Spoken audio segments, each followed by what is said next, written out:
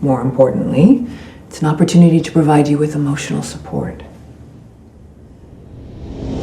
Hari ini kita akan membahas salah satu konsep paling penting dalam fisiologi manusia, yaitu potensial aksi, di mana sinyal listrik yang kuat, cepat, dan dapat menjalar dapat kehilangan kekuatan. Kita ingin berbagi pengetahuan tentang topik ini dengan cara yang mudah dipahami menggunakan analogi kehidupan sehari-hari. Proses ini adalah contoh nyata bagaimana tubuh kita itu dirancang untuk bekerja secara efisien dan harmonis. Pertama, apa sih potensial aksi itu? Jadi, apa sih potensial aksi itu dan bagaimana dia bisa berbeda dari potensial berjenjang? Jadi, potensial aksi adalah perubahan besar, singkat, dan cepat pada potensial membran, di mana depolarisasi penuh terjadi. Nah, berbeda dengan potensial berjenjang, potensial aksi itu dapat menjalar sepanjang akson tanpa kehilangan kekuatan. Kemudian, kenapa sih analogi kereta api super cepat itu digunakan untuk memahami potensial aksi? Karena kereta api super cepat itu melaju dengan kecepatan tetap tanpa kehilangan energi, mirip dengan cara potensial aksi menjalar sepanjang membran plasma tanpa memudar.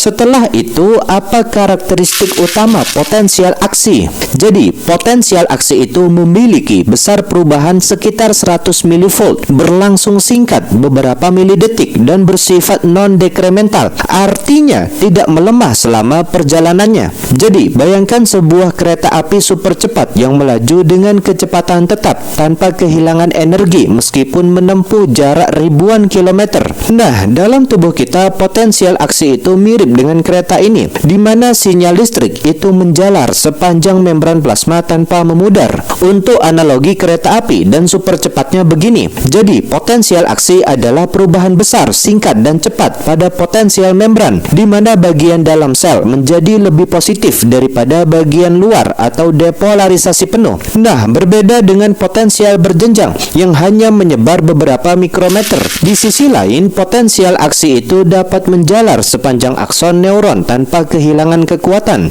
Lalu, untuk karakteristik potensial aksinya begini. Pertama, besar perubahan. Jadi, potensial membran itu berubah sekitar 100 mV dari minus 70 mV dalam keadaan istirahat hingga plus 30 mV puncak depolarisasi. Kedua, singkat. Jadi, potensial aksi itu hanya berlangsung beberapa milidetik. Ketiga, non-dekremental, yaitu sinyal tidak melemah atau hilang selama perjalanannya. Selanjutnya, ada studi kasus pertama tentang multiple sklerosis, yaitu ketika kereta api kehilangan relnya, semacam ada sinyal yang tersesat di tengah jalan. Jadi, ada seorang wanita muda yang tiba-tiba mengalami penglihatan kabur, mati rasa di kaki, dan kelemahan otot. MRI itu menunjukkan ada plak demyelinisasi di saraf optikus dan sumsum tulang belakang. Nah, di tingkat sel, akson itu kehilangan selubung mielin, isolasi yang menjaga potensial aksi tetap kuat, sehingga muncullah masalah baru bahwa tanpa mielin, maka arus pasifnya bocor di antara node Ranvier. Akibatnya, depolarisasi lokalnya tidak cukup untuk mencapai ambang di node berikutnya, sehingga terjadi potensial aksi gagal menjalar. Ujung-ujungnya sinyal terputus. Gejalanya biasanya yaitu penglihatan kabur, saraf optikus, kelemahan jalur motorik. Hal ini bukan kerusakan neuron, tapi kehilangan infrastruktur penyebaran yang andal. Solusinya apa? Bisa dengan terapi imunomodulator, interferon beta, ocrelizumab, yang bisa menghentikan serangan autoimun. Bisa juga dengan rehabilitasi neurologis, yaitu melatih jalur saraf alternatif. Bisa juga dengan suhu dingin, yang bisa memperbaiki sementara konduksi fenomena Ahtov reversible. Nilai tambah dan insight-nya kita semakin luas, teman-teman. Ilmu kita semakin banyak bahwa potensial aksi non-dekremental itu bergantung pada struktur, bukan hanya ion. Cara berpikir kita semakin kokoh bahwa terkadang masalah bukan pada sumber sinyal, tapi pada rel yang mengantarkannya. Keyakinan kita terus-menerus baru bahwa keandalan komunikasi itu butuh lebih dari pesan. Ia butuh infrastruktur yang utuh. Pesannya apa? Jadi, dalam hidup kita seperti dalam saraf, jangan hanya fokus pada kekuatan pesan kita. Pastikan mielin kita terjaga, yaitu disiplin, struktur, dan perlindungan dari gangguan luar. Hal ini menunjukkan bahwa potensial aksi adalah sinyal jarak jauh yang andal dan kuat. Kedua, tentang mekanisme potensial aksi. Sebenarnya Sebenarnya bagaimana sih kanal ion berpintu listrik itu berkontribusi pada fase-fase potensial aksi? Caranya, kanal natrium berpintu listrik itu bertanggung jawab atas depolarisasi cepat dengan memungkinkan ion natrium masuk ke dalam sel. Sedangkan di sisi lain, kanal kalium berpintu listrik itu bertanggung jawab atas repolarisasi dengan memungkinkan ion kalium keluar dari sel. Lalu, apa saja sih fase-fase potensial aksi dan bagaimana sih mereka itu bekerja? Jadi, fase-fase potensial aksi itu meliputi pertama, depolarisasi cepat kanal natrium terbuka. Kedua, repolarisasi kanal kalium terbuka. Yang ketiga, hiperpolarisasi singkat atau opsional. Dan yang keempat, pemulihan pompa natrium kalium mengembalikan gradien ion. Kemudian, kenapa sih pompa natrium kalium itu penting dalam pemulihan setelah potensial aksi? Karena pompa natrium kalium itu aktif memulihkan distribusi ion natrium dan kalium ke kondisi semula sehingga selnya siap untuk potensial aksi berikutnya. Jadi, bayangkan sebuah pintu otomatis yang membuka dan menutup secara cepat dan terkoordinasi. Nah, dalam tubuh kita, kanal ion berpintu listrik adalah seperti pintu ini yang membuka dan menutup untuk mengatur aliran ion selama potensial aksi. Untuk fase-fase potensial aksinya begini. Pertama, depolarisasi cepat. Jadi, ketika rangsangan mencapai ambang batas minus 55 mV, maka kanal natrium berpintu listrik terbuka dengan cepat. Nah, lalu ion natrium masuk ke dalam sel yang menyebabkan depolarisasi besar hingga potensial membran mencapai plus 30 mV. Yang kedua, repolarisasi. Jadi, setelah beberapa milidetik, kanal natrium berpintu listrik itu tertutup dan kanal kalium berpintu listrik itu terbuka. Nah, lalu ion kalium keluar dari sel yang menyebabkan repolarisasi hingga potensial membran kembali mendekati nilai istirahat minus 70 mV. Ketiga, hiperpolarisasi singkat atau opsional. Terkadang kanal kalium itu tetap terbuka sedikit lama yang menyebabkan potensial membran menjadi lebih negatif dari nilai istirahat atau hyperpolarisasi. Keempat, pemulihan. Jadi, pompa natrium kalium itu aktif memulihkan distribusi ion natrium dan kalium ke kondisi semula sehingga sel itu siap untuk potensial aksi berikutnya. Kemudian, untuk peran kanal ion berpintu listriknya begini, teman-teman. Ada kanal natrium berpintu listrik yang bertanggung jawab atas depolarisasi cepat. Ada kanal kalium berpintu listrik yang bertanggung jawab atas repolarisasi. Ada juga pompa natrium kalium yang memulihkan gradien ion setelah potensial aksi selesai. Selanjutnya, ada studi kasus kedua tentang hiperkalemia akut, yaitu ketika kereta api tak bisa berangkat. Semacam ada stasiun yang terlalu penuh sehingga tidak ada yang bisa pergi. Jadi, ada seorang pasien gagal ginjal datang dengan kalium sama dengan 7,8 sehingga EKG menunjukkan gelombang T tinggi, QRS-nya melebar. Di neuron dan otot ada rata-rata kalium naik dari minus 94 mV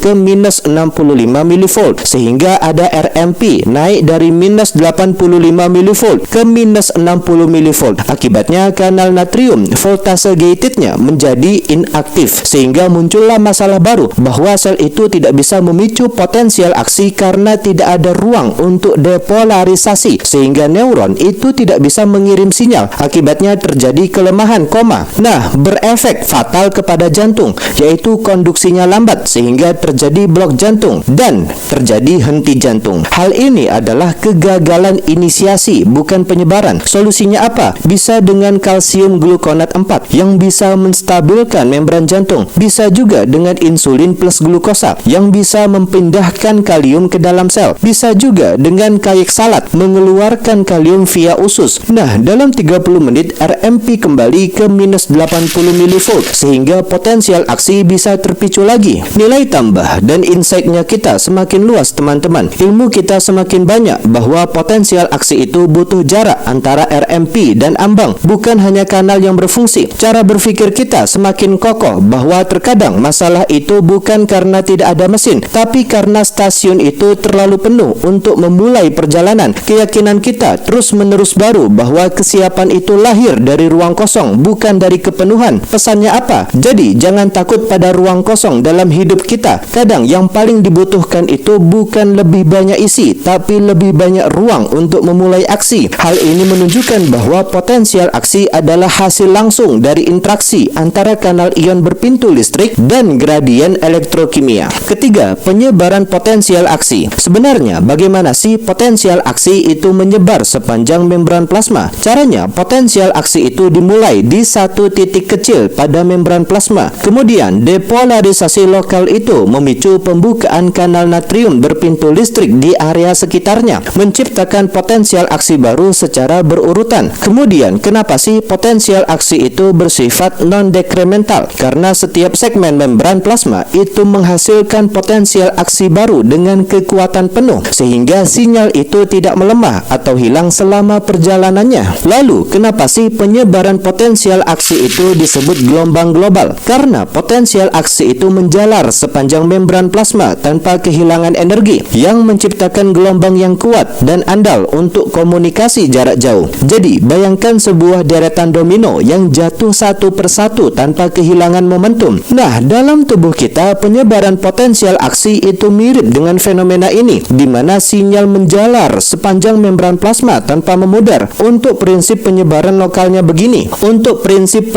lokalnya begini. Jadi, potensial aksi itu dimulai di satu titik kecil pada membran plasma. Nah, depolarisasi lokal itu memicu pembukaan kanal natrium berpintu listrik di area sekitarnya, yang menciptakan potensial aksi baru di area tersebut. Nah, proses ini terjadi berurutan, yang menyebabkan sinyal menjalar sepanjang membran tanpa kehilangan kekuatan. Untuk non-dekremental spreadnya begini. Jadi, tidak seperti potensial berjenjang yang memudar karena kebocoran arus. Potensial aksi itu bersifat non-dekremental. Nah, hal ini karena setiap segmen membran plasma itu menghasilkan potensial aksi baru dengan kekuatan penuh. Selanjutnya, ada studi kasus ketiga tentang sindrom long QT, yaitu ketika kereta api berhenti terlalu lama di stasiun, semacam ada detak yang tersesat dalam waktu. Jadi, ada seorang atlet muda yang kolaps saat latihan. Nah, EKG-nya menunjukkan interval QT sama dengan 620, di mana normalnya kurang dari 440. Di sel miokard ada mutasi KCNH2 sehingga kanal kaliumnya tidak berfungsi. Akibatnya, repolarisasi tertunda sehingga terjadi potensial aksi berlangsung 400, di mana normalnya 250. Sehingga muncullah masalah baru bahwa sel itu berada dalam periode refraktor panjang, sehingga stimulus ektopik mencetuskan early after depolarization. Akibatnya memicu torsades de Pointes, yaitu henti jantung. Hal ini bukan kegagalan depolarisasi, tapi kegagalan berhenti tepat waktu. Solusinya apa? Bisa dengan beta blocker yang bisa mengurangi stimulasi simpatis. Bisa juga dengan magnesium 4 yang bisa menstabilkan membran. Bisa juga dengan ICD yang bisa reset listrik saat aritmia. Dan penting untuk menghindari obat pemanjang QT. Nilai tambah dan insight-nya kita semakin luas, teman-teman. Ilmu kita semakin banyak bahwa durasi potensial aksi itu menentukan ritme, bukan hanya kekuatan. Cara berpikir kita semakin kokoh bahwa terkadang kehancuran itu bukan karena tidak bisa memulai, tetapi karena tidak bisa berhenti. Keyakinan kita terus-menerus baru bahwa keseimbangan hidup itu butuh lebih dari aksi. Ia butuh akhir yang tepat. Pesannya apa? Jadi, dalam pekerjaan kita, dalam hubungan kita, dalam hidup kita, jangan hanya rayakan awal yang semangat. Latihlah akhir yang tepat waktu, karena ritme itu lahir dari kemampuan berhenti. Hal ini menunjukkan bahwa potensial aksi adalah gelombang global yang menjalar tanpa kehilangan energi. Keempat, fungsi potensial aksi. Sebenarnya, bagaimana sih potensial aksi itu digunakan untuk komunikasi jarak jauh dalam tubuh kita? Caranya, potensial aksi itu digunakan oleh neuron untuk mengirim informasi dari otak ke sumsum tulang belakang atau dari reseptor sensorik ke pusat saraf, memastikan komunikasi yang cepat dan andal. Lalu, apa sih peran potensial aksi di ujung neuron kita? Jadi, di ujung neuron ada potensial aksi yang memicu pelepasan neurotransmitter di sinaps, yang kemudian memicu respons di sel target seperti kontraksi otot. Kemudian, kenapa sih potensial aksi itu disebut bahasa tubuh untuk komunikasi jarak jauh? Karena potensial aksi adalah mekanisme utama yang digunakan oleh tubuh untuk mengirim informasi dari satu bagian tubuh ke bagian lain, yang memastikan fungsi vital seperti gerakan tubuh dan pemompaan darah. Jadi, bayangkan sebuah kurir yang mengirim surat dari satu kota ke kota lain tanpa kehilangan keseimbangan isi pesan. Nah, dalam tubuh kita, potensial aksi adalah seperti kurir ini yang mengirim informasi dari satu bagian tubuh ke bagian lain.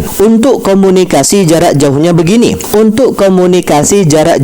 begini. Jadi, potensial aksi itu digunakan oleh neuron untuk mengirim informasi dari otak ke sumsum tulang belakang atau dari reseptor sensori ke pusat saraf. Nah, misalnya ketika kita ingin menggoyangkan jempol kaki, potensial aksi itu menjalar dari otak melalui akson panjang neuron hingga mencapai otot jempol kaki. Lalu, untuk inisiasi responnya begini. Jadi, di ujung neuron ada potensial aksi yang memicu pelepasan neurotransmitter di sinaps yang kemudian memicu respons di sel target, misalnya kontraksi otot. Selanjutnya, ada studi kasus keempat tentang tetanus, yaitu ketika kereta api tidak pernah berhenti, semacam ada senyum yang mengunci rahang. Jadi, ada seorang petani yang terluka paku berkarat. Lalu 2 minggu kemudian rahangnya mengatup kaku yang biasa disebut sebagai trismus. Kemudian seluruh tubuhnya menegang dalam kejang tonik. Nah, toksin Clostridium tetani yang menghancurkan interneuron inhibitorik di sumsum tulang belakang sehingga muncul masalah baru bahwa neuron motorik itu tidak lagi dihambat, sehingga ketika ada setiap sinyal kecil maka potensial aksi berulang tanpa henti. Akibatnya otot rangka terus berkontraksi. Ujung-ujungnya yang terjadi adalah asfiksia. Hal ini adalah potensial aksi yang kehilangan kontrol inhibisi, bukan kegagalan tapi kelebihan yang mematikan. Solusinya apa? Bisa dengan antitoksin yang bisa menetralkan toksin bebas, bisa juga dengan midazolam yang bisa meningkatkan inhibisi GABAergic, bisa juga dengan ventilasi yang menggantikan fungsi otot pernafasan, bisa juga dengan vaksinasi sebagai pencegahan terbaik. Nilai tambah dan insight kita semakin luas, teman-teman. Ilmu kita semakin banyak bahwa potensial aksi itu butuh keseimbangan eksitasi dan inhibisi, bukan hanya kecepatan. Cara berpikir kita semakin kokoh bahwa terkadang kehancuran itu bukan karena tidak ada rem, tetapi karena rem telah dicabut. Keyakinan kita terus-menerus baru bahwa kebebasan sejati itu lahir dari batas yang dihormati, bukan dari penghapusan batas. Pesannya apa? Jadi, dalam dunia yang memuja lebih cepat, lebih kuat, ingatlah, yang menyelamatkan kita bukan hanya kemampuan menekan gas, tetapi keberadaan rem yang utuh. Pokoknya, ini menunjukkan bahwa potensial aksi adalah bahasa tubuh yang digunakan untuk komunikasi jarak jauh. Kelima, pentingnya potensial aksi dalam tubuh kita. Bisakah berikan contoh potensial aksi dalam tubuh manusia? Bisa. Contohnya termasuk neuron sensorik yang mengirim informasi dari kulit ke otak, neuron motorik yang mengirim perintah dari otak ke otot, dan sel otot jantung yang memicu kontraksi untuk memompa darah. Lalu, apa sih peran potensial aksi dalam homeostasis tubuh? Jadi, potensial aksi itu memungkinkan tubuh merespon rangsangan dengan cepat dan efisien yang memastikan kelangsungan hidup sel dan organisme secara keseluruhan. Kemudian, kenapa sih potensial aksi itu disebut mesin utama dalam tubuh kita? Karena potensial aksi adalah mekanisme dasar yang menjaga stabilitas dan fungsi tubuh, termasuk penghantaran informasi, gerakan tubuh, dan pemompaan darah. Jadi, bayangkan sebuah sistem alarm yang memberikan peringatan di seluruh gedung ketika ada bahaya. Nah, dalam tubuh kita, potensial aksi adalah seperti alarm ini yang memastikan informasi penting disampaikan dengan cepat dan tepat. Ada beberapa contoh dalam tubuh kita. Ada neuron sensorik yang tugasnya mengirim informasi dari kulit ke otak sebagai respon terhadap sentuhan, panas, atau rasa sakit. Ada juga neuron motorik yang tugasnya mengirim perintah dari otak ke otot untuk memicu gerakan. Lalu ada juga jantung yang tugas potensial aksi di sel otot jantung untuk memicu kontraksi yang memompa darah ke seluruh tubuh. Lalu untuk peran dalam homeostasisnya begini. Jadi potensial aksi itu memungkinkan tubuh merespons rangsangan dengan cepat dan efisien yang memastikan kelangsungan hidup sel dan organisme secara keseluruhan. Hal ini menunjukkan bahwa potensial aksi adalah mesin utama yang menjaga stabilitas dan fungsi tubuh. Setelah pembahasan yang panjang, tibalah kita di kesimpulan bahwasanya ada harmoni dalam potensial aksi, semacam ada bahasa listrik yang tidak pernah berbohong. Jadi, potensial aksi adalah metafora sempurna bagi integritas komunikasi non-dekremental, yaitu apa yang dikirim itulah yang diterima tanpa distorsi. All or none, yaitu tidak ada setengah hati, hanya komitmen penuh atau tidak sama sekali. Refraktor yaitu butuh waktu untuk pulih sebelum bisa bertindak lagi, menghormati batas. Universal